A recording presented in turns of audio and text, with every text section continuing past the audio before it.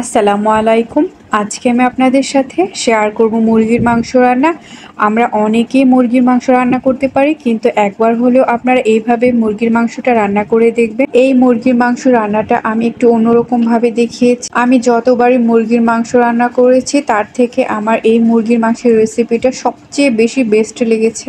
এই মুরগির মাংস রান্নাটা দেখতে যতটা লোভনীয়, খেতে কিন্তু ঠিক ততটাই মজার। আপনারা বাসায় এইভাবে করে মুরগির মাংসটা রান্না করে একবার হলেও দেখবেন। এই মুরগির মাংসটা আপনি যাকেই খাওয়ান না কেন সেই কিন্তু আপনার প্রশংসায় পঞ্চমুখ হবে। তাহলে চলুন দেখে নিই রেসিপিটি। মুরগির মাংসটা রান্না করার জন্য প্রথমে আমি একটি কড়াইয়ের মধ্যে দিয়ে দিচ্ছি হাফ কাপ রান্না করা রেগুলার সাদা তেল, পৌনে 1 কাপ পেঁয়াজ কুচি দিয়ে দিচ্ছি। এখন এই পেঁয়াজ কুচিটাকে আমি বাদামি কালার করে ভেজে নেব বা বেরেস্তা করে নেব। পেঁয়াজ কুচিটাকে কিছুক্ষণ এভাবে নেড়ে চেড়ে দেবো। এই সময়টাতে চুলার আঁচটা কিন্তু মিডিয়াম হিটে রাখতে হবে।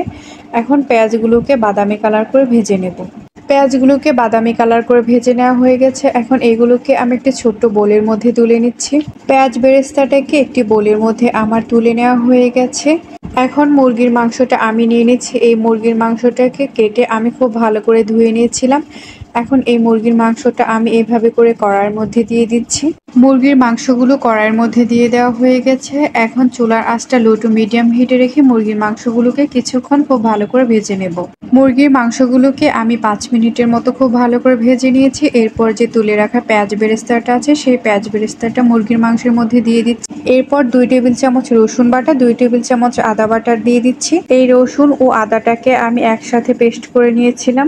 7 থেকে 8টি সাদা এলাচি দিয়ে দিচ্ছি। 2 থেকে 3 টুকরা দারুচিনি দিয়ে দিচ্ছি। 2টা তেজপাতা মাঝখান দিয়ে কেটে তারপর দিয়ে দিচ্ছি। 10 থেকে 15টি গোলমরিচ ও 5টি লবঙ্গ দিয়ে দিলাম। 1 চামচ হলুদের গুঁড়া, 2 চামচ মরিচের গুঁড়া দিয়ে দিচ্ছি। এতে করে মাংসের কালারটা কিন্তু খুবই ভালো আসবে। আর আপনারা যদি ঝাল কম খান তাহলে 1 চামচ দিলেই যথেষ্ট। 1 চামচ ধনিয়ার গুঁড়া, 1 চামচ জিরার গুঁড়া দিয়ে দিচ্ছি। 2 চামচ লবণ দিয়ে দিচ্ছি। আপনাদের টেস্ট অনুযায়ী লবণের পরিমাণটা কমিয়ে বা বাড়িয়ে নিতে পারেন। এখন মাংসের সাথে মশলাগুলোকে খুব ভালো করে মিক্সড করে নেব। এই সময় কিন্তু হাত দিয়ে মিক্সড করতে যাবেন না। তেলটা আর মাংসটা কিন্তু খুবই গরম অবস্থায় রয়েছে, তাই এভাবে করে হাতা দিয়ে মিক্সড করে নেওয়ার চেষ্টা করবেন। খুব ভালো করে মিক্সড করে নেওয়া হয়ে গেছে।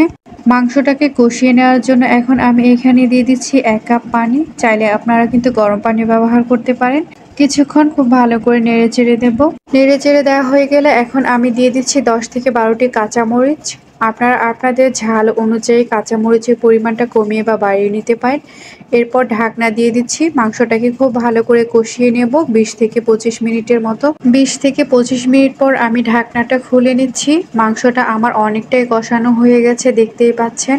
মাংসের মধ্যে কিন্তু খুব সুন্দর একটা কালারও চলে এসেছে। এখন এই মাংসটাকে কিছুক্ষণ নেড়ে চেড়ে দেব। নেড়ে চেড়ে দেওয়া হয়ে গেলে এখন আমি এখানে দিয়ে দিচ্ছি 1 কাপ পানি। আপনারা আপনাদের ঝোলের পরিমাণ অনুযায়ী পানিটা ব্যবহার করতে পারেন। এখন খুব ভালো করে নেড়ে চেড়ে দিয়ে এরপর ঢাকনা দিয়ে দেব।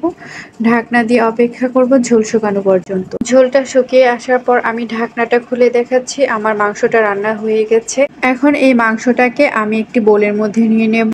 যদি আমার এই রেসিপিটি আপনাদের ভালো লাগে তাহলে অবশ্যই লাইক, কমেন্ট এবং শেয়ার করবেন। ইউটিউব থেকে দেখে থাকলে কিন্তু সাবস্ক্রাইব করবেন। আর ফেসবুক পেজ থেকে দেখে থাকলে কিন্তু ফলো করবেন। আর আমার এই রেসিপিটিতে যে আপু রান্না করবেন তারা কিন্তু অবশ্যই আমাকে জানাবেন। আর আমার এই ভিডিওটি দেখার জন্য সবাইকে অনেক অনেক ধন্যবাদ।